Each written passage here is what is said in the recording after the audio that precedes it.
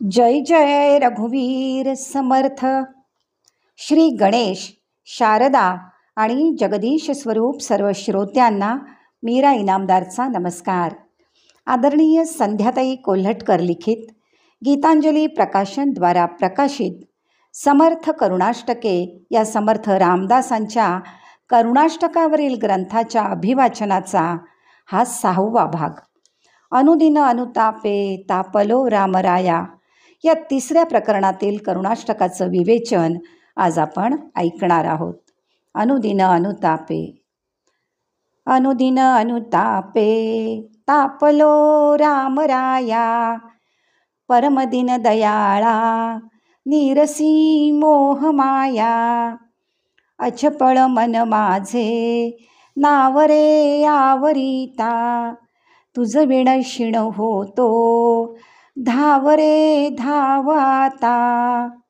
भजन रहित रामा सर्वही जन्म गेला, स्वजन जनधनाचा व्यर्थ म्या स्वार्थ केला. रघुपती मती माझी आपुलीशी करावी, सकळ त्यजुनी भावे कास तुझी धरावी. विषयजनित सुखे सौख्य होणार नाही, तुझ विण रघुनाथा वोखटे सर्व काही. रविकुळ टिळकारे हित माझे करावे, दुरित दुरी हरावे सस्वरूपी भरावे. तनु मनु धनु माझे राघवा रूप तुझे, तुझ विण मज वाटे सर्व संसार ओझे. प्रचलित न करावी सर्वथा बुद्धी माझी, अचळ भजन लीळा लागली आस तुझी. चपळपण मनाचे मोडिता मोडवेना, सकळ स्वजन माया तोडिता तोडवेना.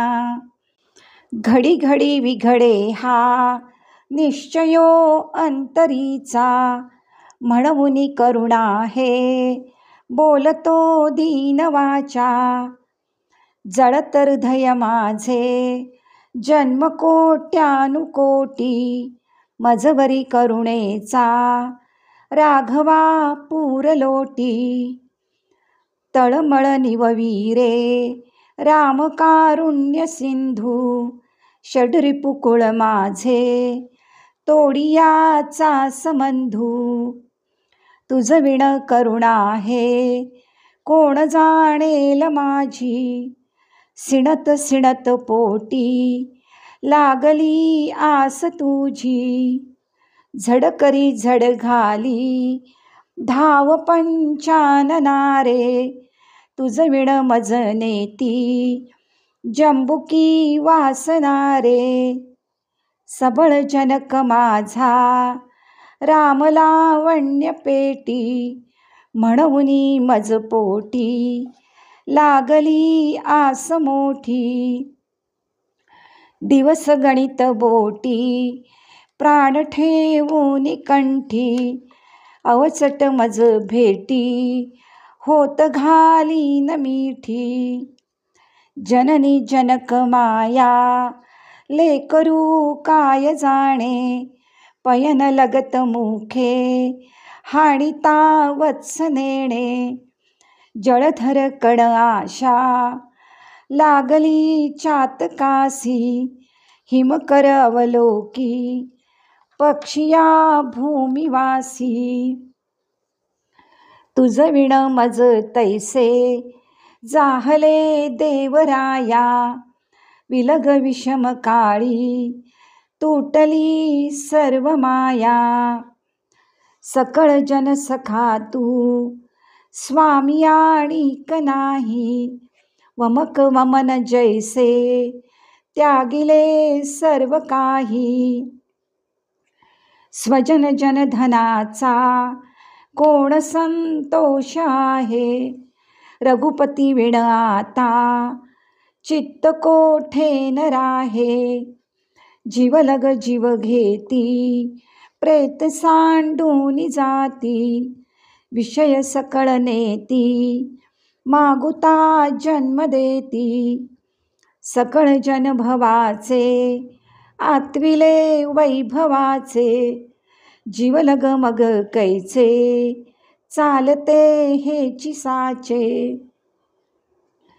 विलग विषम काळी, सांडिती सर्व माळी, रघुवीर सुखदाता, सोडवी अंतकाळी, सुख सुख म्हणता हे, दुःख ठाकून आले, भजन सकळ गेले, चित्त दुश्चित्त झाले, भ्रमित मन कळेना, हित ते आकळेना, परम कठीण देही, देहबुद्धी वळेना, उपरती मजरामी, जाहली पूर्ण कामी, सकळ भ्रमविरामी, राम विश्राम धामी, घडी घडी मन आता, रामरूपी भरावे, रविकुळ टिळकारे, आपुले से करावे,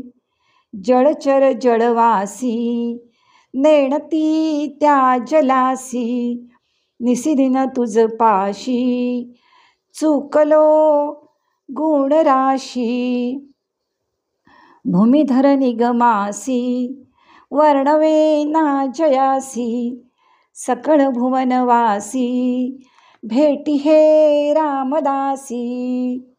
श्रीराम. अनुदिन अनुतापे, तापलो रामराया. हे 15 श्लोकांचं करुणाष्टक आहे, त्यामुळे आपण ते थोडक्यात पाहणार आहोत. मुळात एखादा ग्रंथ श्लोक वाचायला घेतला की त्याचा अनुबंध लावला म्हणजे समजायला सोपं जातं. उदाहरणादाखल या करुणाष्टकाचा अनुबंध पाहूया. अधिकारी अर्थातच मुमुक्षू आहे. विषय अनुतापानंतर अवगुण नष्ट होण्यासाठी केलेली करुणायुक्त प्रार्थना आहे. अनुदिन अनुतापे, तापलो रामराया.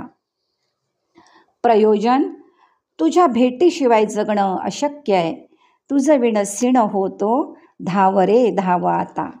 संबंध, त्याच्यापर्यंत पोहोचण्याचा हा प्रवास आहे. सकल भुवनवासी, भेटी दे रामरासी. सकल भुवनवासी, भेटी दे रामदासी. समर्थांनी या आर्ततेने करुणाष्टक लिहिली. ती आराध्य दैवताची कृपा व्हावी, त्याने आपल्याला आपलंस करावं. त्याच शरणागत भावाने समर्पित होऊन स्मरण करता यावं, त्याची स्तुती करता यावी, असा या करुणास्तोत्राचा हेतू असावा. तद्वित स्मरणे परम व्याकुलतेती, हा नारदीय भक्तिसूत्रात सांगितलेला व्याकुळ भाव आपल्याला इथे दिसतो. समर्थ म्हणतात, भजनरहित रामा सर्वही जन्म गेला. खरं तर त्यांचं वय फक्त 12-13 वर्षांचं होतं.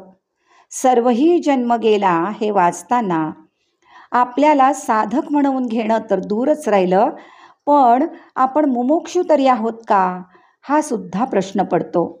समर्थांनी बद्ध, मुमुक्षू, साधक, सिद्ध कोणाला म्हणावं हे दासबोधात वर्णन केलेलं आहे. त्या फुटपट्ट्या आपणच आपल्याला लावून पाहिल्या की समजतं आपण कुठे आहोत ते. अर्थात करुणाष्टकात हे आम्हाला सूचना देण्यासाठी म्हटलेलं आहे. आम्ही फक्त प्रपंचाचा स्वार्थ केला, त्यामुळे भजनरहित जन्म गेला. गोंदवलेकर महाराज म्हणतात, स्वार्थ खरा साधारे, म्हणजे स्वहिताचा अर्थ स्वार्थ साधा. तो आम्हाला साधता आलाच नाही आणि विषय सुख शाश्वत नाही हेही समजलं नाही. अशाश्वत अनित्य गोष्टींच्या मागे लागून जे करायला हवं ते केलं नाही. संसाराचं ओझं वाहता वाहता या षड्रिपूंनी आमच्यात थैमान घातलंय. दासबोध संदर्भ घेऊन आपल्याला ते लक्षात येतं. बहुकाम, बहुक्रोध, बहुगर्व, बहुमद, 5-7-22. भगवद्गीतेत दैवी संपत्तीचे 26 गुण सांगितलेले आहेत, तर आसुरी संपत्तीचे 6च गुण सांगितले आहेत. पण हे 6 गुण 26 गुणांना मारून टाकतात, एवढे ते प्रबळ आहेत. बरं, या 6 अवगुणांमधून त्यांची असंख्य पिल्लावळ बाहेर पडते. त्या सगळ्यात मी अडकलो आहे. म्हणून प्रार्थना करताना षड्रिपू कुळ माझे तोडियाचा विरोधी, तोडियाचा विरोधू असं समर्थ म्हणजे नारायण हे सगळं 13-14व्या वर्षी म्हणतोय. ते केवळ आम्हाला दिशा देण्यासाठी, आम्हाला आता तरी या वयात त्यातील फोलपणा समजावा म्हणून. मनाचे श्लोक लिहिणारे श्री समर्थ रामदास त्यांच्या साधन काळात सुरुवातीला मनाचं चंचलपण आवरता येत नाही म्हणून श्रीरामाला करुणाष्टकामधून चपळपण मनाचे मोडिता मोडवेना असं म्हणून त्यातून बाहेर काढण्यासाठी साकडं घालत आहेत. मला खरा देव, थोरला देव शोधायचा आहे, पण हे मन विचित्र आहे. अचपळ मन माझे नावरे आवरिता, तुझ विणसिण होतो धावरे धाव आता. त्यांना पक्क ठाऊक आहे, मनच मला या मार्गाकडे नेणार आहे. मनाला मायेच्या बंधनातून मोकळं करून श्रीरामाच्या बंधनात अडकवायचं आहे, तेव्हाच खरा देव अनुभवास येणार आहे. त्यांचं खरा देव या शीर्षकाचं 5 ओव्यांचं करुणाष्टक आहे, 5 श्लोकांचं करुणाष्टक आहे. अविनाश तो कोण आधी पहावा, खरा देव तो आदरे ओळखावा, सदा सर्वदा तोची धुंडीत जावा, खरा देव तो आदरे ओळखावा असो. यामध्ये काही उपमा दिल्या आहेत, त्यांचा विचार करूया. झड करी झड घाली, यात वासनेला जंबुकी म्हणजे कोल्हा म्हटलंय. वासनेने माणूस हावरट होतो, त्याचं हवेपण सुरू होतं. श्रीरामा, तू मात्र पंचानन म्हणजे सिंह बनून त्या हवेपणाला मारून टाक. एकदा वासना क्षीण झाली की मी या संसार पाशातून मोकळा होईन. जननी जनक माया लेकरू काय जाणे. यामध्ये लेकरू जसं आई आई म्हणून व्याकुळ होतं, त्यावेळी मातेची माया जागवली जाते. खरं तर ती जागृतच असते, ती लेकरासाठी धावून येते. किंवा गाय वासरू असं सद्गुरू सत्शिष्याचं नातं असतं, अशी उपमा दासबोधातही पाहायला मिळते. आभाळातून पडणाऱ्या शुद्ध पाण्याच्या थेंबाची चातक जशी वाट पाहतो, तशी मी पाहत आहे. चातक पक्ष्याची उपमा ही सर्व संतांप्रमाणे समर्थांनाही भुरळ पाडते, जी समर्थांच्या आत्माराम ग्रंथात आहे. जलधर कण आशा लागली चातकासी. साधकाला देवाची कशी आस लागावी, त्यासाठी या उपमा किंवा दृष्टांत आहेत. यातील श्रीरामाला जी विशेषणं लावली आहेत, ती विशेषणं बघूया. साधकाने साधनेच्या बाबतीत नेहमी अतृप्त असावं. भक्ताने नामस्मरणाच्या बाबतीत अतृप्त असावं. सिद्धांनी भगवंत दर्शनाच्या बाबतीत अतृप्त असावं. कारण खरी भक्ती नेहमी अतृप्तच ठेवते, हा विचार आपल्याला करुणाष्टकातून मिळतो. भक्तीची सुरुवात म्हणजे त्यातील करुणाभाव. तिथे सुरुवात करून एक एक टप्पा पुढे जावं लागतं. त्या प्रत्येक टप्प्यावर आपल्याला अनेक प्रतिबंध येतात. त्याचं वर्णन समर्थांनी त्यांच्या साधन काळात केलेलं आहे. स्वजनधन जनाचा व्यर्थम्या स्वार्थ केला. स्वजनधन जनाचा कोण संतोष आहे. स्वजन म्हणजे नातेवाईक, ते आम्हाला मोहपाशात बांधून ठेवतात. आपली आपली म्हणणारी माणसं आपल्याजवळ धनदौलत, कष्ट करण्याची शक्ती, त्यांच्याबद्दलचं आपलं प्रेम असतं तोपर्यंत जवळ असतात. त्यांचा आधार शाश्वत नसतो. तरीही त्यांच्याबद्दल आम्हाला ममत्व, आसक्ती निर्माण होते. तीही आम्हाला वेळप्रसंगी सोडून जातात. इंद्रियसुद्धा आपली म्हणावी तर विषय ग्रहण करून क्षीण होतात. सदा सर्व काळ साथ देतातच असं नाही. आपण यापूर्वी पहिला प्रतिबंध बघितला होता.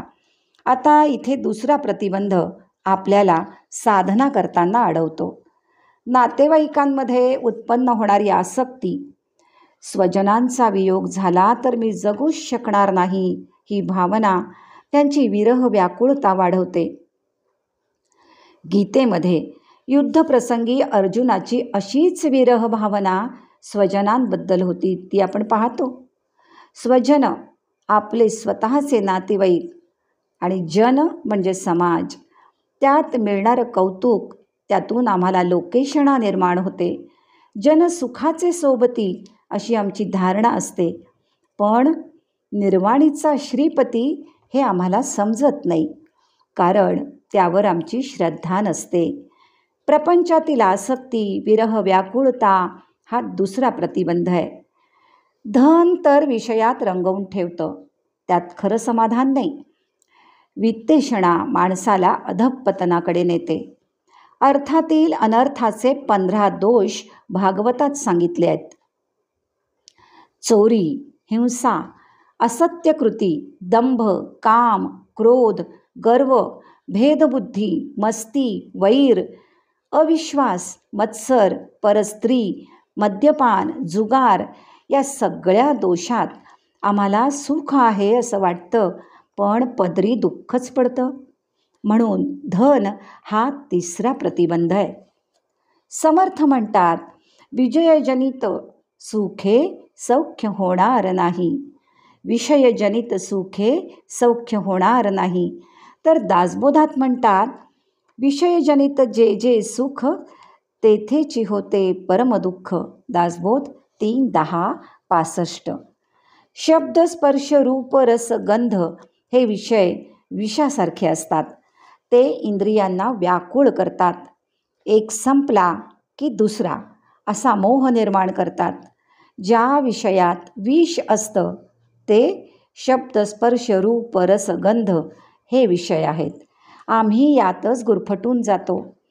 आरंभी सुख देणारा विषय नंतर दुःख देतो. चौथा प्रतिबंध म्हणजे विषय आहे. सुख सुख म्हणत आहे, दुःख ठाकून आले. अशा वेळी स्वजन आणि जन यांच्या अशाश्वत आधाराने निराधार होण्यापेक्षा सदा सर्व काळ समर्थ असणाऱ्या श्रीरामाचा शाश्वत नित्य असणारा आधार, त्याच्याबद्दलची व्याकुळता, ओढ असावी आणि विषय संयमित करून ते देवाकडे वळवणं हेच श्रेयस आहे. अशा समर्थ श्रीरामाला अनेक विशेषणं लावून श्री समर्थ रामदास आपल्याला श्रीरामाचं सामर्थ्य पटवून देतात. एक म्हणजे रामराया. श्रीराम हा सर्वांचा राजा आहे. इंद्रियांवर ताबा ठेवणारा सत्वगुणी राजा आहे. दुसरं म्हणजे परमदीन दयाळा. तो दयाळू आहे. दीनांवर कृपा करणारा माझ्यावर नक्कीच कृपेचा वर्षाव करेल, कारण तिसरं म्हणजे हा कारुण्य सिंधू आहे. त्यामुळे करुणेचा लोट त्यांनी माझ्यावर टाकावा आणि त्यामध्ये मी बुडून जावं. चौथा म्हणजे तो रविकुळ टिळक आहे. निष्काम कर्मयोगाने परिपूर्ण अशा सूर्यदेवाच्या वंशातील सूर्यवंशी आहे. तो माझ्या मनातील अज्ञान अंधकार दूर करून मला स्वरूपाचा प्रकाश दाखवेल. पाचवं म्हणजे तो रघुपती आहे. स्वर्गातून गंगा मातेला भूतलावर आणणारे अंशुमन. त्यांनी कार्याला सुरुवात केली आणि ते कार्य भगीरथाने पूर्ण केलं. गुरुभक्ती आणि गोभक्तीसाठी प्रसिद्ध राजा दिलीप, सत्यनिष्ठ राजा हरिश्चंद्र, घरी आलेल्या याचकाला दान देण्यासाठी कुबेरावर स्वारी करणारा दानी आणि शूर आणि पराक्रमी राजा रघु अशा परंपरेतील आहे. तो मला मतिप्रकाश देईल.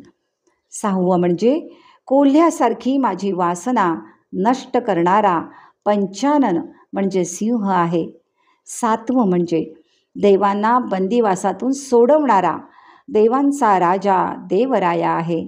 आणि आठवं म्हणजे सकल भुवनवासी चराचरात वास करणारा परब्रह्मस्वरूप श्रीराम, जो आत्माराम बनून माझ्यातच स्थित आहे त्याला माझं दुःख नक्की समजेल. माझ्या भ्रमित मनाला आवर घालून तो मला आपलंसं करेल. माझी तळमळ पाहून तो मला नक्की भेट देईल. अशा त्या श्रीरामाचे चरणकमल हेच शाश्वत स्थान आणि हेच अंतिम गंतव्यस्थान आहे. श्रोते हो, आज इथेच थांबू आणि पुढच्या भागात रामावर भार या करुणाष्टकासह पुन्हा भेटू. जय जय रघुवीर समर्थ.